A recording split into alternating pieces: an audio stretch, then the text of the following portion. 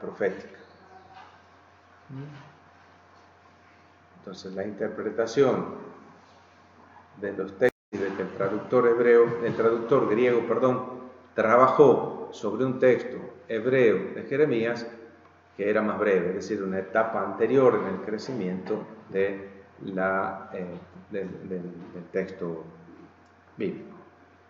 Bueno, aunque el profeta ya había desaparecido, ya hace cuántos años que se había muerto, varios siglos que se había muerto Jeremías, el profeta había desaparecido, pero su libro seguía vivo.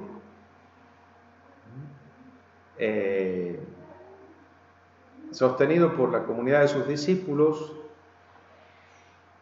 y en esa comunidad era interpretado y actualizado. Así lo conservaron y lo transmitieron.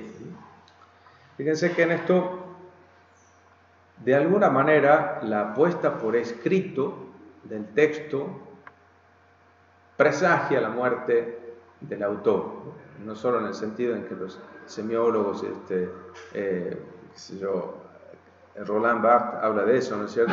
Varios autores hablan de la muerte del autor, ¿no es cierto? Cuando se escribe un texto, se compone un libro, el libro cobra vida propia y bueno, el autor tiene que resignarse a que esa obra ya no es suya, como los hijos, ¿no es cierto? Un hijo que tiene vida propia y sigue su curso y su camino, y por más que su padre quiera orientarlo por aquí y por allá, el hijo sigue su camino. Un poco la idea es, ¿no? Fíjense el ejemplo que nosotros hemos puesto en la clase anterior, el capítulo 36. Dios le da a Jeremías la orden de poner por escrito todas las palabras que le viene diciendo desde la época en que empezó a predicar hasta ahora, ¿no? Todas las palabras contenidas en este libro, dice el capítulo 25, ¿verdad? Probablemente ese libro del que habla el capítulo 36 son los primeros 25 capítulos, más o menos, ya, lo que se contiene en los primeros 25 capítulos del libro. Cuando Dios le da esa orden a Jeremías ya está proscrito del templo, no puede aparecer porque tiene ya su captura recomendada. Entonces conviene que ponga por escrito las palabras antes que sea tarde, ¿verdad? Entonces, la puesta por escrito tiene algo de muerte también, o por lo menos de presagio de la muerte. Pero la palabra de Dios va a seguir resonando aún cuando el profeta esté ausente. En el capítulo 36 vamos a poder reconocer toda una teología del libro inspirado a nosotros, ¿no? Ya vamos a ver si nos detenemos específicamente en ese capítulo, en las clases siguientes. Repito entonces, aunque el profeta ya hacía siglos que había desaparecido, su libro seguía vivo, sostenido por la comunidad de sus discípulos, en donde era interpretado y actualizado. Así lo conservaron y lo transmitieron. La relectura del libro terminó en una reescritura del libro. Relectura, reescritura.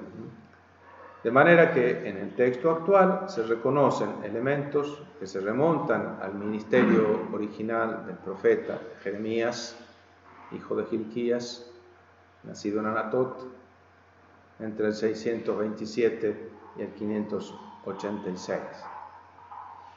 Pero muchos otros textos provienen de la comunidad religiosa que se identificó con su maestro y que quiso presentarlo como un modelo de fe.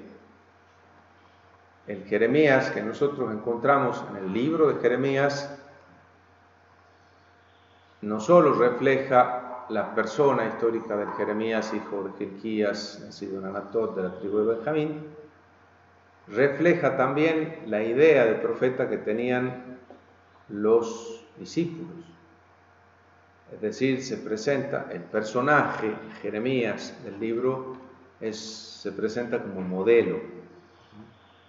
Entonces, cuando nosotros leemos lo que se dice de Jeremías en el libro, leemos no solo el recuerdo de lo que efectivamente fue, sino el modelo de lo que debe ser un creyente, un auténtico israelita, un portavoz, un portador de la palabra del Señor, un modelo de fe y un testigo del Señor. Muy bien,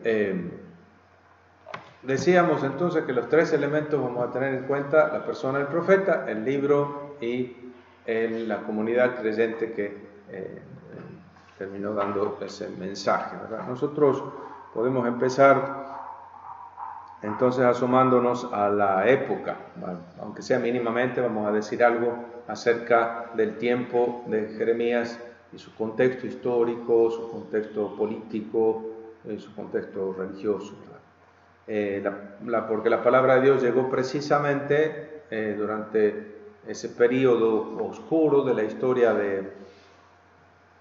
de Judá, ¿no? Y mediante la existencia de esta persona, Jeremías, la llamada de Dios le confirió a este joven una estatura extraordinaria, ¿verdad? En medio del pueblo, de un pueblo que estaba como amenazado de perder su propia identidad en medio de las naciones, perder lo específico suyo, lo que le hacía ser especial, santo, dice el texto, especial dentro de los demás pueblos de la tierra. Los diversos textos recogidos bajo el único nombre de Jeremías dan testimonio de la creciente influencia que tuvo este jovencito de Anatot en la comunidad judía en el momento de su vida y por muchos siglos después. El libro entonces conserva las huellas de sus intervenciones, pero recoge también el testimonio de los que lo admiraron y se inspiraron en su mensaje. Cuando presentamos esta obra capital, porque es una de las grandes catedrales literarias en las que el pueblo de Dios ha encontrado cobijo para vivir su fe, cuando presentamos, una de estas grandes catedrales literarias como es el libro, uno se ve obligado, como decía, a tener en cuenta estas sutiles relaciones que entrelazan la historia, el libro y el mensaje.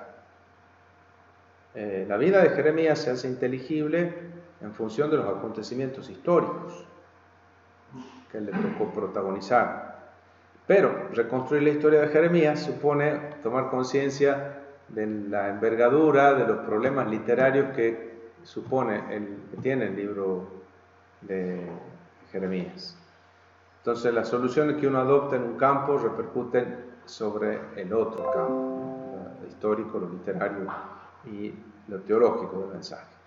Entonces, la introducción del libro de Jeremías dice, capítulo 1, versículo 1,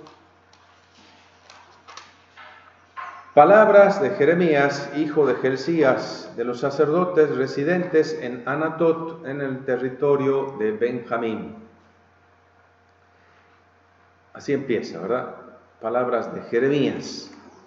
Pero el versículo 2 dice, palabras del Señor, ¿no? La palabra del Señor le llegó a Jeremías en tiempo de Josías, ¿no? Entonces, así empieza el libro, y entonces el ministerio de Jeremías es ubicado en la historia de Judá. Aquí su vocación va a ser descrita en los primeros versículos, ¿no? El conjunto de capítulos 1 al 25, ese va a ser el primer bloque que estudiemos, probablemente constituyó una primera edición del libro, de sus oráculos, elaborada por personas vinculadas a la tradición deuteronomista. Vamos a ver que Jeremías siempre se ve en muy estrecha relación, en buenas relaciones con los escribas de corte pertenecientes a la familia de Shafán. Esa familia de Shafán que fueron los regentes de Josías cuando Josías era chiquito todavía, ya estaba, se había sido puesto como rey, pero todavía era chico. La familia de Shafán fue la que ejerció como la regencia y lo educó a Jeremías, según lo que se puede colegir de estos textos, ¿no? Esa familia de Shafán aparece en muy buenas relaciones siempre con Jeremías. Y esa familia de Shafán es la que está también detrás de la tradición o de la teología deuteronomista. Pues bien, ahí parece una primera redacción del libro de Jeremías, probablemente hecha por gente perteneciente a esta tradición. Es una recopilación de palabras de Jeremías, así dice el texto, ¿verdad? El primer versículo dice, palabras de Jeremías, hijo de Hilcías. que le llegaron de parte del Señor en el año, dice, 13º de Josías. En 1:1 y en 25:3 dice que la palabra de Dios le comenzó a llegar en el año 13º de Josías. Josías reina en Israel desde el 640 al 609, que es el año en que Necao lo mata, cuando sale al encuentro de Necao en Megiddo. Necao, el faraón egipcio que va marchando hacia Mesopotamia para ir en ayuda de los asirios, se encuentra con Josías, que le dice que no va a pasar, y sí pasa, porque lo mata en el 609. 640 a 609. 640 menos 13, 627. Año 13º de Josías es el año 627 a.C. El comienzo de su ministerio, fijado en el año 627. Dice así entonces: la palabra del Señor le llegó en tiempos de Josías, hijo de Amós, rey de Judá, el año 13º de su reinado. Y después, en tiempos de Joaquín, hijo de Josías, rey de Judá, hasta fines del año 11º de Sedecías, hijo de Josías, rey de Judá, es decir, hasta la deportación de Jerusalén en el 5.º mes. Aquí hace da como indicaciones un poco contradictorias, digamos, ¿no es cierto? En tiempo de Joaquín, que es uno de los hijos de Josías, hasta el año 11º de Sedecías, hijo de Josías, rey de Judá. El año entonces 605 a.C. sería, con la indicación aquí de 25:1, el capítulo 25, versículo 1, otro texto interesante para la cuestión cronológica, dice: palabra que llegó a Jeremías acerca de todo el pueblo de Judá el año 4º de Joaquín, hijo de Josías, rey de Judá. Año 4º de Joaquín. Joaquín comienza a reinar en el 609, cuando muere su papá, y sigue entonces.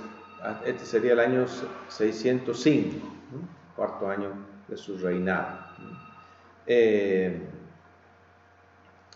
Entonces, esta parte, aquí habla del 605 y dice hasta la deportación de Jerusalén en el 5.º mes. Ya estamos hablando del 587.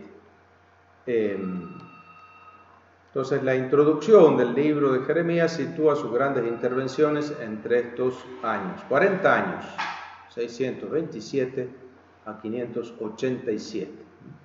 Empieza siendo un changuito, un chico jovencito en su ministerio. Los acontecimientos de la historia nacional y de la historia internacional van a servir de trasfondo a la predicación de Jeremías. Él va a reaccionar en función de sus propias convicciones, pero también en función de la evolución de la situación social, política de su pueblo y del ambiente internacional. Ubiquémonos entonces un poco en la época. Entonces, estas son las indicaciones que nos da el libro. Hacia finales del siglo VII, el país de Judá se ve arrasado por las turbulencias de la política internacional. Ya una vez que ha sido borrado del mapa el reino del norte, Israel 722 dejó de existir. Es decir, ya hace casi un siglo que Judá se ha quedado solo. El reino del norte, que fue mucho más reino y mucho antes que Judá, desapareció. Nosotros tenemos la idea por ahí, por la Biblia, de Judá como gran reino y del Reino Unido, pero en realidad desde el punto de vista histórico el primer reino que se mereció tal nombre en la Palestina fue el reino de Israel, mucho más conocido y más poderosos y con más alianzas, los reyes del norte, y muchos años después surgió el reino de Judá a la escena internacional, sobre todo con Ezequías y con Josías. Bueno, hace un siglo decimos que ya no no existe Israel. Los asirios habían amputado también parte del territorio del sur. Durante más de un siglo le habían hecho sentir todo el peso de su soberanía. Entonces, Judá fue vasallo del reino de Asiria. Asiria, el rey soberano, Judá, un rey vasallo, un siervo. El Señor es el rey de Asiria, el gran rey, el Señor, el gran rey, y el rey de Judá es vasallo, por lo tanto su pueblo. Esa relación de vasallaje, acuérdense ustedes, es la que marca una de las formas de elaboración teológica en Israel, que es la teología deuteronomista, que tiene la genialidad, eso daría para otro curso, tiene la genialidad de concebir la relación de Yahvé, de Adonai con Israel, a la manera, según la imagen de la relación que establece un rey soberano, un emperador, con un reycito, con un rey vasallo. Una relación reglada, normada por un tratado de vasallaje, para el que existían formularios precisos ya, como los formularios que llenamos cuando compramos o vendemos un auto, así, tenía sus estipulaciones fijadas, ¿no? Bueno, hace un siglo entonces que la influencia de la cultura asiria se hace sentir sobre Israel, sobre Judá, ¿no? Sobre lo que quedaba de Israel. Pero el rápido declinar de la presencia asiria después de la muerte de Asurbanipal le hizo pensar al rey de Judá, Josías, que eran momentos oportunos para levantar la cabeza. Y de hecho reconquistó territorios antiguamente pertenecientes al reino del norte, que había quedado ahora ya despejado de la ocupación asiria. Entonces volvieron hacia el norte recuperando un poco de terreno. Una esperanza que se forjó en esa época y que tuvo una gran legitimación religiosa en la reforma religiosa que llevó adelante Josías. No solo es un gran estadista o digamos por cómo se comportó en la organización de su reino y eso, sino que además elaboró también esta versión religiosa, la reforma religiosa, eliminando las otras o combatiendo las otras divinidades que le hacían competencia a Adonai y que fomentó entonces el monoyavismo, ¿no? La monolatría, la adoración exclusiva de Adonai como único rey de Israel. Sin desconocer que existen otros dioses, nosotros adoramos solamente a Adonai, ¿no? Lo que se expresa en el mandamiento principal, ¿no? Escucha Israel, Adonai es nuestro Dios, solamente Él. Amarás a Adonai nuestro Dios con todo tu corazón, con toda tu mente, con toda tu fuerza. Bueno, pero una esperanza que se va a convertir pronto en desilusión, porque poquito tiempo después de eso, entonces la aniquilación de Asiria, simbolizada por la caída de Nínive en el 612, hizo brotar cantos de júbilo y aleluya en Israel, en Judá, pero eso no era más que la señal de un cambio de amo. No se terminaban los sufrimientos, simplemente cambiaba de actor, pero el personaje era el mismo. El soberano opresor va a tener otro nombre, pero va a ser igual de dañino con Judá. La avanzada de Babilonia inquietaba particularmente a Egipto, demasiado débil para imponerse en el Medio Oriente, pero lo suficientemente fuerte como para lanzar alguna escaramuza contra el conquistador ambicioso. Fíjense, en la política no hay amigos, hay aliados simplemente, ¿no? Entonces, Asiria y Egipto habían sido enemigos, competidores para quedarse con todo el Medio Oriente, ¿no? Pero en el momento en que aparece Babilonia, en el 626 se recompone el imperio babilónico, es decir, el rey de Babilonia, que había sido también vasallo de Asiria, empieza a levantar cabeza y Nabopolassar, ¿no es cierto?, reconquista la independencia de Babilonia y empieza a tener apetencias imperiales, es decir, de dominio universal, entra en conflicto, por supuesto, con Asiria. Consigue aliarse con los medos, y Astiages primero, ¿no es cierto? Y después el nieto de Astiages probablemente, que es Ciro. Entonces medos y persas le ayudan a los caldeos, es decir, la nueva dinastía de Babilonia, para conquistar parte del territorio y enfrentarse con Asiria. Lo vencen en el 612 en la batalla de Carquemish, y entonces toman la ciudad de Nínive, trasladan la capital hacia el norte, a Harán, y entonces Egipto, que había sido enemigo de Asiria, ahora está aliado. ¿Por qué? Porque vienen los caldeos y los medos y los persas, entonces van en ayuda, los asirios van en ayuda de Asiria. Los egipcios van en ayuda de Asiria. Más vale malo conocido que bueno por conocer, sería no sé, el principio o qué, pero van en ayuda de estos otros. Cuando sale en ayuda, ese es el momento en el que le sale al encuentro Josías, año 609. Josías le quiere bloquear el paso. Megiddo es uno de los carrefours de las rutas del Medio Oriente, en confluencia de la ruta del rey, de la Vía Reyes y la Vía Maris, y allí le quiere bloquear el paso y al final pierde la vida en manos del rey.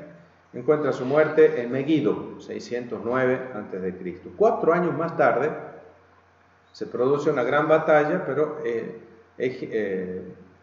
Asiria, aún ayudado por Egipto, pierde.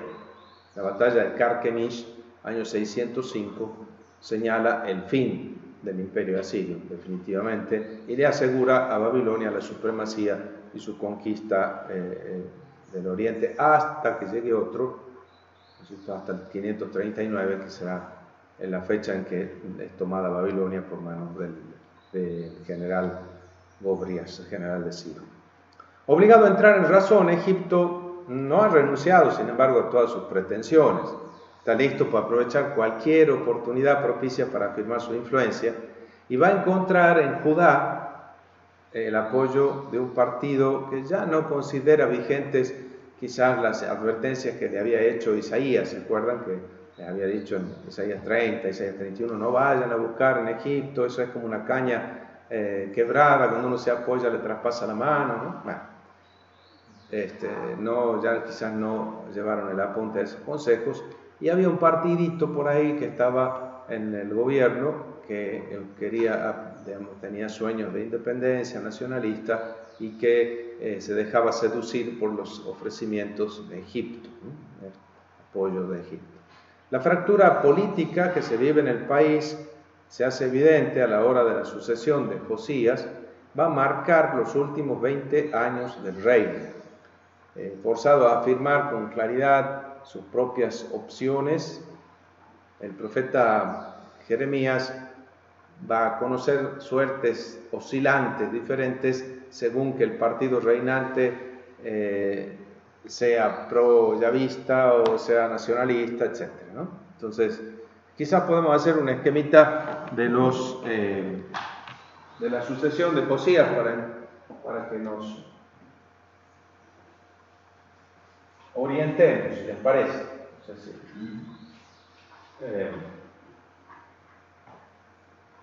va a ser importante, si no vamos a encontrarnos con varios nombres raros. Josías muere en el 609.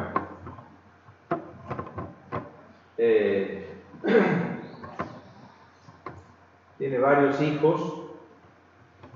Cuando muere, el partido de la gente del país, es decir, los ciudadanos libres de Judá, que son los que sostienen el gobierno de Josías, e inmediatamente eligen a uno de sus hijos, que se llama Joacás,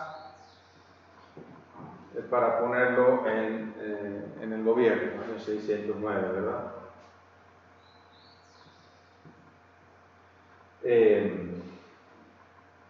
Joacás y Jehoahaz. Los nombres, es importante después retener también el origen. Los nombres hebreos están compuestos siempre por partícula indicadora de la divinidad a la que adora el que le puso el nombre, ¿no? Entonces hay nombres, se llama teóforos, ¿no es cierto? Porque tienen siempre una componente del nombre divino. Josías, Joacás, esta primera parte es Yahó, Yahó es decir, de Yahvé, o Jeremías, Yermé, Yahú, Yahú, Yesha, Yahú, Isaías, Yahú o Yehó, esas son componentes teofóricas yavistas. Tengamos este dato, ¿no? Un partido entonces de la misma línea de su papá, Josías, que lo sostuvo en el trono y que además es de religión yavista, sostiene más tradicionalmente ese reino. Pero ¿qué pasa? Necao es quien le ha dado muerte a Josías, entonces de paso hacia Mesopotamia entra primero a Jerusalén y saca del trono a Jocás y pone en su lugar a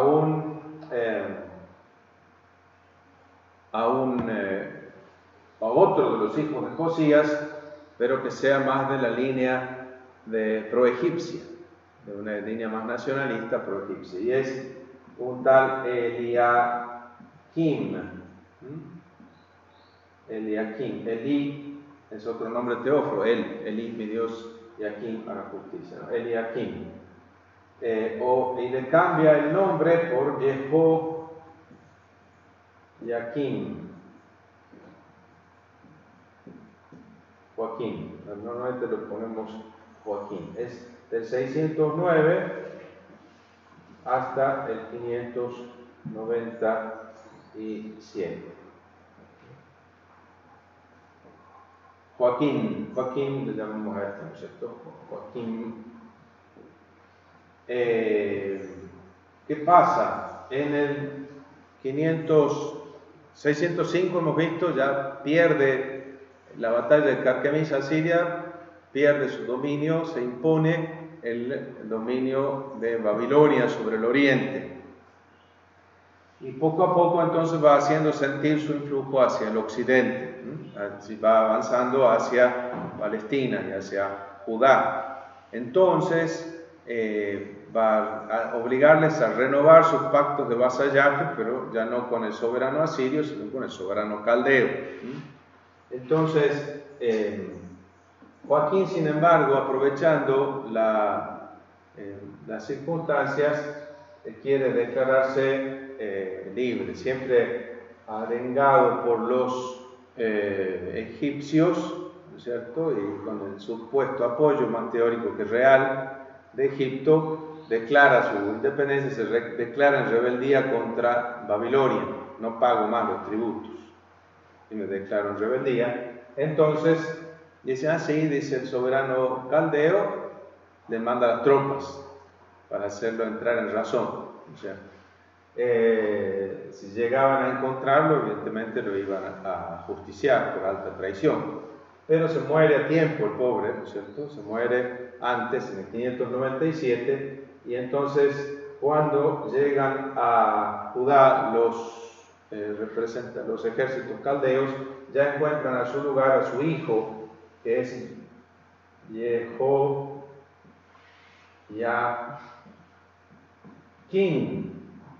o Jeconías, si quieren,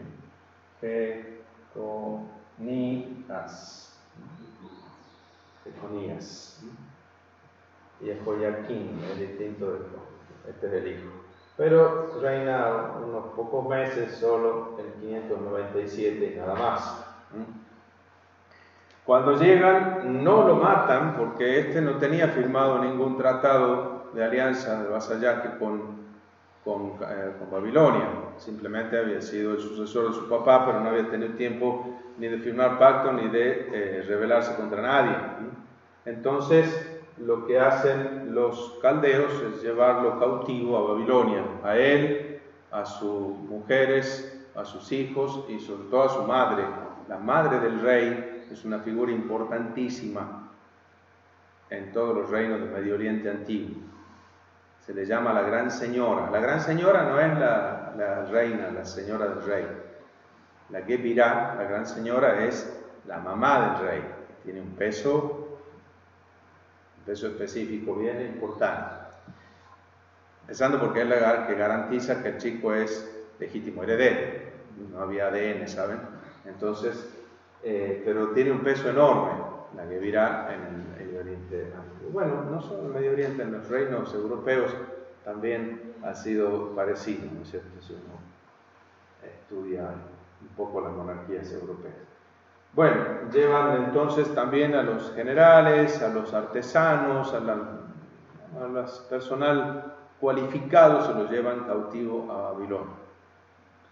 En su lugar ponen, igual que había hecho el soberano egipcio Necao, que había elegido a otro hijo de Josías para rey, lo pone y lo puso a Eliakim y le cambió el nombre. Eliakim, ¿por qué les cambia el nombre? Porque ese rey que él pone va a ejercer su soberanía en nombre del soberano que lo entroniza. Es decir, en este caso, Joaquín ejercía el poder gracias al faraón que lo había colocado en su lugar. Vamos entonces aquí, el soberano caldeo Nabucodonosor ya va a colocar en el trono a otro de los hijos de Josías, llamado Matanías, a quien le cambia el nombre en Sedecías, Tzidki Yahu, el Señor es mi justicia, Sedecías, que va a reinar entre el 597 y el 587. Sedecías es también hijo de Josías y es de la misma madre de Joacás, es hermano de padre y madre. Entonces también va a ser el último de los reyes de Judá y va a ser un hombre oscilante en su política y en sus opciones religiosas. A veces va a escuchar de buena gana a los safánidas y al profeta Jeremías, y otras veces se va a dejar seducir por el partido nacionalista pro-egipcio y rebelde contra Babilonia. Entonces, en una de esas rebeliones, en el 588, dice: no pago más el tributo. Bueno, Nabucodonosor le manda a sus tropas y vamos a ver cuál va a ser el final de la vida de Sedecías, ¿no? Entonces, aquí tenemos ya dibujados algunos de las fechas importantes. Aquí, fíjense, tienen 597 es la primera deportación de judíos, 587 la segunda deportación. Vamos a ver que hay una tercera deportación que es en época de Godolías, gobernador que Nabucodonosor instaló sobre lo que quedaba del reino de Judá, ya no el reino, sino lo que quedaba de Judá, y en el 500 estuvo 5 años al frente como administrador, pero en el año 582 fue asesinado por uno de los aspirantes a la independencia,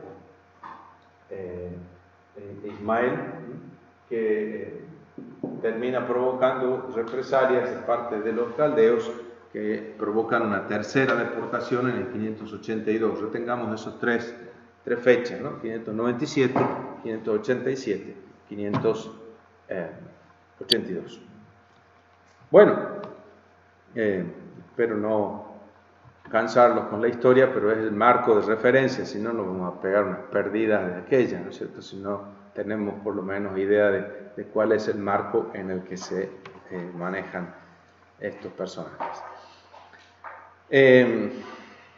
Entonces, Jeremías dice, palabra de Jeremías, hijo de Gelcías, de los sacerdotes residentes en Anatot, en el territorio de Benjamín. ¿Y quién es este personaje? ¿De dónde sale? Se trata entonces de un personaje de la línea sacerdotal, dice que es hijo del sacerdote Tzidki Yahu, Helek Yahu. Hilki, mi lote, mi heredad es Adonai, ¿no es cierto? Helek.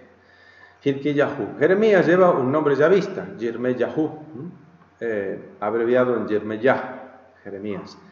Y esta es la información que hay que conservar. La familia de Jeremías reside en Anatot, situada a unos 6 kilómetros al noroeste de Jerusalén, es decir, está en territorio, ya no en territorio de Judá, sino de Benjamín. Jerusalén, acuérdense, no está en territorio de Judá. Jerusalén está en la frontera entre Judá y Benjamín, más diría, es un enclave jebuseo, todavía no pertenecía a ninguna de las tribus en particular, ¿no es cierto? Por eso quizás lo eligió estratégicamente David para fijar su capital y reunificar las tribus. Entonces, al noroeste de Jerusalén está Anatot. Era una pequeña aldea en donde estaban sí. Sí. Bueno. Entonces seguimos después. Manda un mensajito ahí. Eso, sí. Sí, porque ya son de 34. Se terminó la pila de la cámara. ¿Ah, sí? Claro. Ah. Estamos transmitiendo por Facebook. Por Facebook, no por Por Zoom. Facebook se ha seguido la transmisión porque está en la cámara de la computadora. Perfecto. Bueno, nos vemos a las 4. Si terminé conmigo,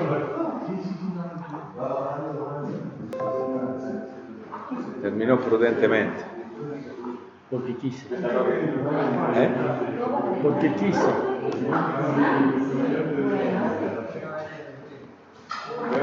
La providencia. Es cierto que se le perdió la cosa. Ah, no, con el cargador, ¿no? No, se acabó. Ahora queda sin batería. ¿Ah, sí? Sí. Ah, chao.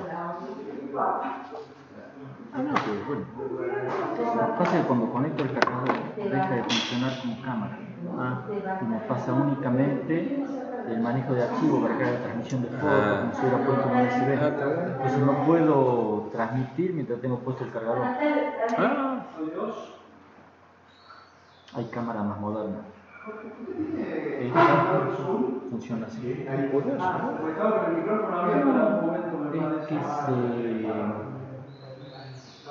se complica la electrónica de la cámara. Claro, sí. Y como vienen evolucionando, es como el libro, vienen evolucionando de electrónicas viejas, ¿me entiendes? No hacen una nueva de cero, ponen parche.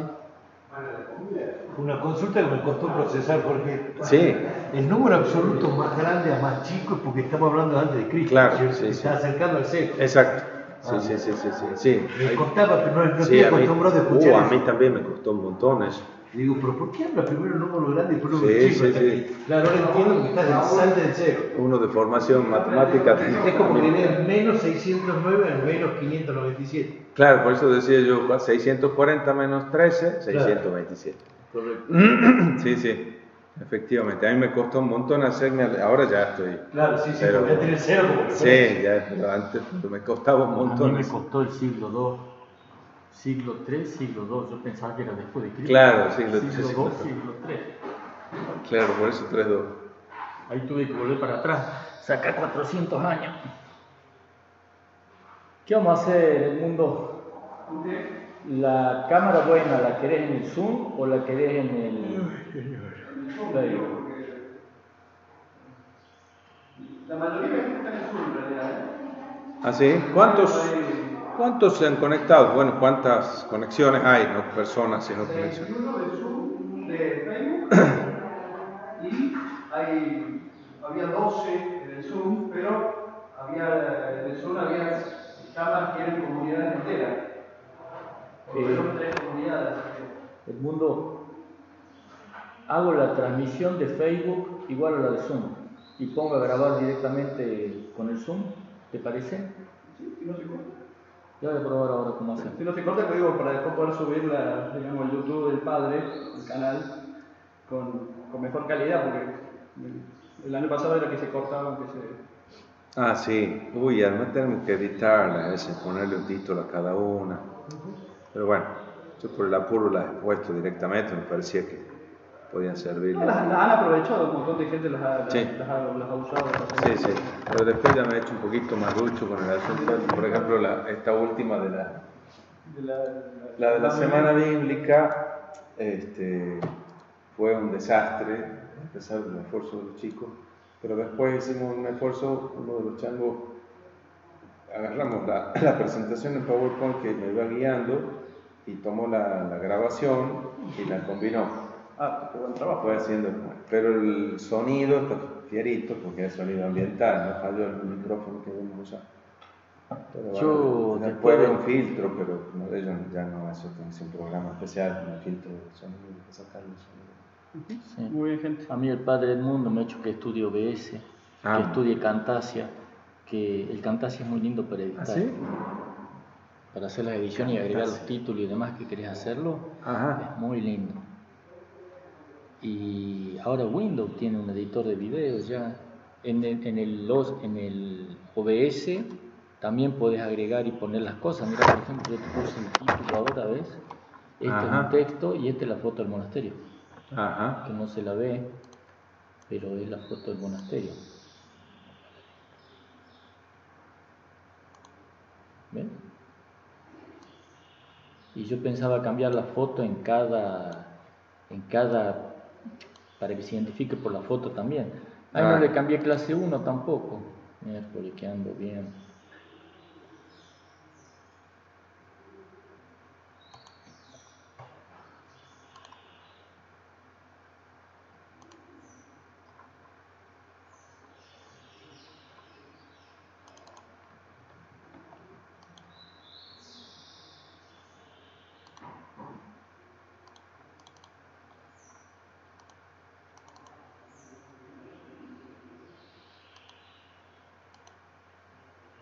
Aquí he conseguido un archivito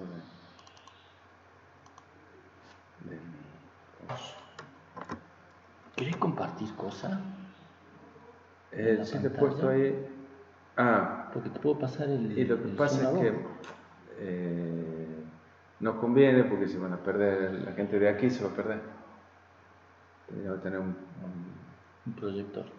Claro, no tenemos. No, yo creo que se Tengo un sigue, proyector. Sí, no, aquí me han dicho el mundo pero también, no pero traje no sé cable. si. No, si tienen aquí.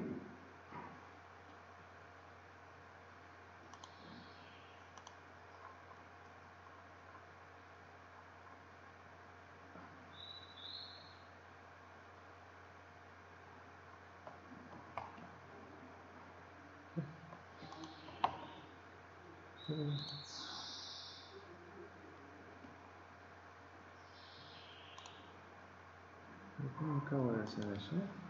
¿Qué pasó aquí? ¿Qué pasó aquí? Oh. Son 2:30. No, 11. 11:30, sí, pero 9:30. No. ¿A qué hora es? A 12, ¿no? Sí.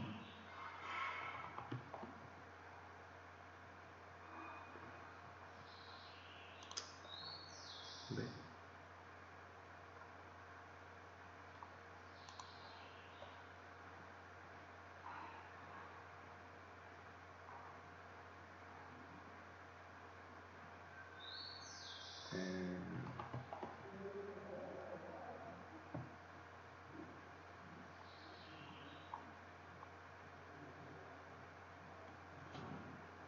¿Qué he hecho?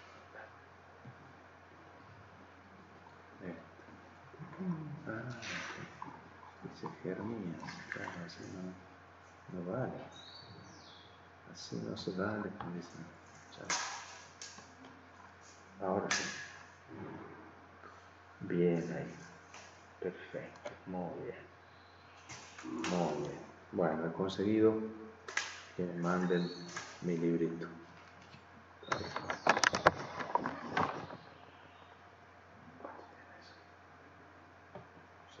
Hasta acá sería 1:20. Javier, ¿te parece bien esa altura, la parte baja? Ah, sí, está bien. Mira. Digo, comparado con el señorito que estaba sentado, yo estaba mirando. Sí, este es medio alto, ¿no? ¿Es alto? Sí, No sé. creo que sí. No sé, yo como soy pequeño nunca me fijo en las alturas de los otros. Ah, no.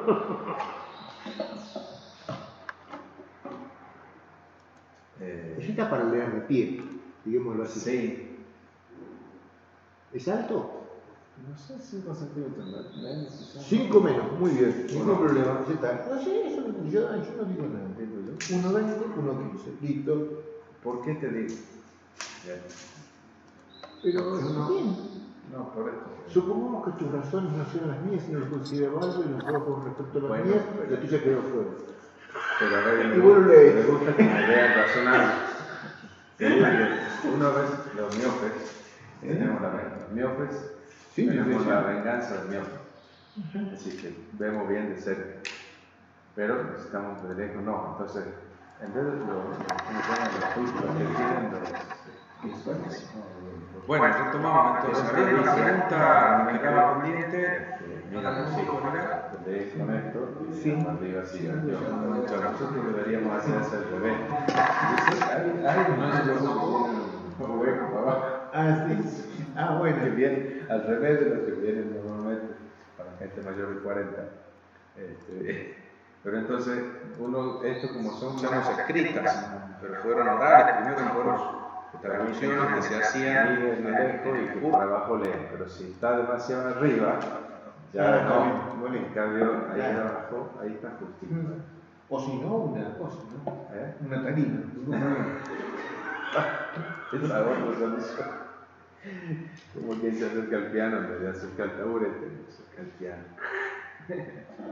Bueno, listo. Entonces, 5 menos. Así que de acá a la mesa, 35.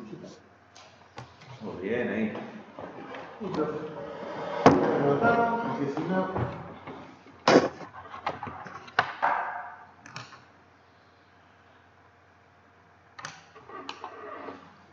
Sí, no es exactamente mi traducción, pero sí.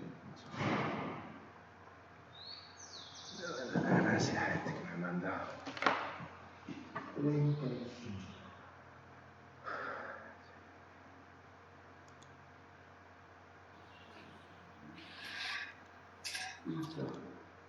Secundaria en el Instituto Técnico, que eso lo hace bastante valioso, coordenar.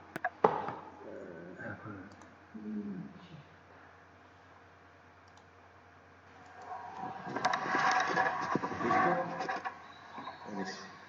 Bueno, retomamos.